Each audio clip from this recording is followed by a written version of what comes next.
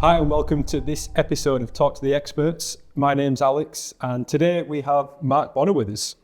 To kick us off, Mark, please can you just give us a bit of information about yourself, what you do here at ASAFE? Okay, so my background is in polymer physics. Went to the University of Leeds, got a physics degree, stayed on, did a PhD in polymer physics. Spent the next 20 years there in the IRC in polymer science and technology, essentially doing processing and simulation. And then moved here to become the materials science expert of ASAFE. So day to day in the life of Mark Bonner here at ASAFE for how many years?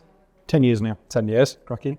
What is that day-to-day process? What are you looking at? Is it sort of things what are happening today, things which are moving into the future? We've got both going on. I'm involved in any new project at the start with help with material selection with the designers. We're also looking further down the line now. We're starting to really develop materials in a big way. We've got some collaborations going with the university, looking at entirely new materials. We've got some collaborations going with machine developers, bringing new techniques into the company as well. I think what you touched upon there, working with the universities and external companies and all the research we do, that adds to the more than a yellow barrier, what we're looking at today. So from an engineering standpoint, what is it from your perspective? What does it mean when we say more than a yellow barrier? More than a yellow barrier, well, we already use advanced materials. We already use materials from the automotive sector, which are specifically designed to be high impact, to absorb a lot of energy, to not fracture, to be able to cope with a huge temperature range. And we're looking at extending that and really pushing the envelope. Yeah. I think one of the main things that sort of take it back to the beginning of workplace health and safety, majority of our customers and workplaces relied on steel barriers. That was the common thing to have. We still see it today.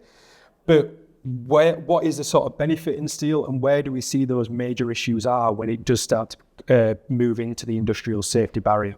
Okay, so your major benefit of steel, it is very strong. Mm-hmm. It's very stiff and very strong. And that's also its downside. Yeah. If you hit a steel barrier, you're very likely to rip it out of the floor. Mm-hmm. It's so stiff, it won't dissipate any energy. It won't spread the energy over its entire surface. So you just end up with it coming out of the ground and ripping the fixings out. Whereas with our barriers, they're designed specifically to spread that energy over a larger area. We don't damage the floor. Yeah. Yes, you might have to replace our barrier. No, you don't have to replace the concrete. Yeah. You're not losing space. Mm-hmm. And do you think that reflects as well onto more low impacts as well? So we're not talking about the big full whack onto the barrier, but the smaller impacts multiple times? Yes, definitely. I mean, the trouble with steel is at the moment you go over its yield strength, it's not going to recover. It's going to look dented. I mean, you look at your car, you have a small dent in it, you can see it. Yeah. Also, as you accumulate those dents over time, you're likely to get sharp edges. The paint's going to come off. You're going to get rust, you're going to get corrosion. None of that happens with our barriers. Yeah, so when we're talking about polymer, that full ability to absorb, dissipate the energy, and ultimately change the outcome of how that performs. So when we look at ASAFE as a whole, what are the benefits of a polymer barrier? We've looked at steel where the plus sides can be, but also the negatives. When we look at our ASAFE polymer barrier, what really sets it apart? Especially with the new Gen 4 systems, we're looking at those repeated impacts, those little everyday knocks. Okay, so the new Gen 4 systems, they've been specifically designed with polymers that are going to recover. Mm-hmm. Yeah, give them an hour, you won't know they've been hit. Give them a quick rub, you won't know they've been hit. They also provide you, at the top end of the range, they give you more energy dissipation. Mm-hmm. So again, we're spreading that energy load. I mean, it's not only good for your concrete, it's good for your drivers, it's good for your people. If you hit a solid steel barrier, your forklift driver is going to know about it. You're potentially going to have people off work with whiplash. You hit one of our barriers, and I know because I've done it, it feels just like your forklift motor's gone wrong and you stop. So there's benefits to your people, to your property. Yeah, so when we talk about that return on investment as well, it's not only the barrier, which we're talking about, the replacement of the concrete. What else is there what we're looking to protect in a facility? What are we trying to achieve with the polymer barrier? We're trying to get the heuristic, I think that's the right word, the overall, the global protection of everything and the benefit to the business. So yeah, you're protecting the people. You're protecting the people on the far side of it from the forklift. You're protecting the forklift driver. He's not going to get injured if he does have an accident. You're protecting your property. The barrier is going to stop the vehicle hitting anything bad. You're protecting your investment. You're protecting your space. One of the big things we've had in the past, and one of the things that's really sold our barrier when we've been doing site demonstrations, is the fact you can hit our barrier multiple times. And yes, you're going to have to replace it after a while, but you don't lose the space. We had one customer came in who was complaining that every time his steel barrier got hit, he had to move it out a foot. So he had less space in his warehouse after 2 years. Yeah. So yeah, completely makes sense. That kind of brings me on to our next point in and around stronger is better. I think that's always a mindset for a lot of people. They always think the bigger, the stronger it's going to help them. From an engineering perspective, what would you say about that when we look at the polymer market? Stronger is definitely not better. The stronger, the stiffer something is, often the less energy it can actually absorb. What you want is something that deforms. If it deforms, it can absorb, dissipate a lot of energy, a lot more energy. It can be very stiff steel, very stiff, but also it's going to break at like 6-7% extension. The polymer we use in our barrier rails, okay, it yields at 6 to 7% extension, but then it'll go on. You can get over 100% extension in it. That's absorbing energy all the time, and it's not breaking. Yeah. And the more energy you can absorb, the less is going to go into your property. So technically, the stronger, the less safe. Especially when looking at the perspective of somebody driving that forklift as well. Yes, in a lot of ways, yes. Yeah. So in practical terms, how does ASAFE's engineered polymer behave differently to steel during an impact? It moves, it deforms. Steel won't do that. Steel will crease, and once it creases, that's it. All the load's going into the fixings. Our barrier spreads the load. As it extends, it's stretching. We've got the coupling system, which is designed to take up load. We've got the pins, we've got the post. Every single part of our barrier is doing something to lower the load that's going into the concrete. Yeah. I think one of the important points you mentioned there was that coupling system. Now, we've compared ASAFE barrier to steel. Now, we've done a lot of research, me and yourself, quite often on the rest of the polymer market. How does that coupling really drive ASAFE into that different echelon of polymer safety barriers? As far as I'm aware, and you can correct me if I'm wrong on this, we are the only people who use a coupling system. Other people just slide rails over smaller rails. We did that on our Generation 1 system. Yeah. That has a downside that sooner or later you're going to get a certain amount of extension in that rail as it deforms. It's just going to pull off that. Our coupling system is designed not to allow the rail to do that. So we can put a lot more into our rail than our followers can. Yeah. And I think you mentioned the generations there as well. In your 10 years, how much has that coupling developed in that time? Enormously. When I started, a double traffic would only do about 10,000 joules. Now on the Gen 4 system, we're 20,500. So we've doubled the amount of energy that our barriers can withstand. Yeah, and that's all looking at different manufacturing processes, different materials, and how that barrier works, the system.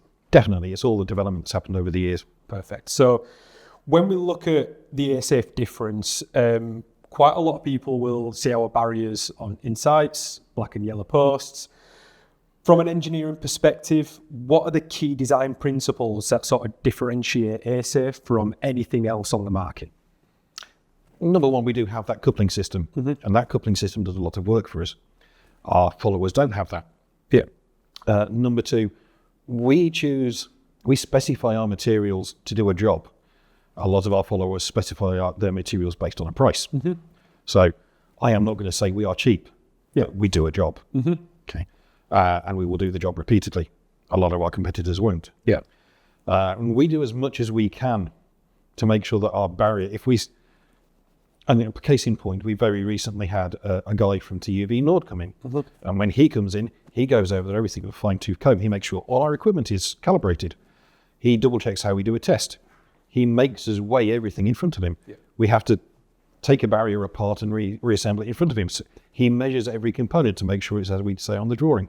And then, after all that, we hit it in front of him. He calculates the energy we've hit it independently, and then says, yes, you hit it at 20,500 joules, I'll give you a certificate. Okay. A lot of our competitors don't do that. Yeah. Yeah, then obviously we've got that huge benefit of being on site with a customer, with that certificate, giving full clarity of our whole performance of our product and how it can help them in the long run. So I'm just going to ask you to put on your high-vis and your safety boots and imagine you were walking around a site.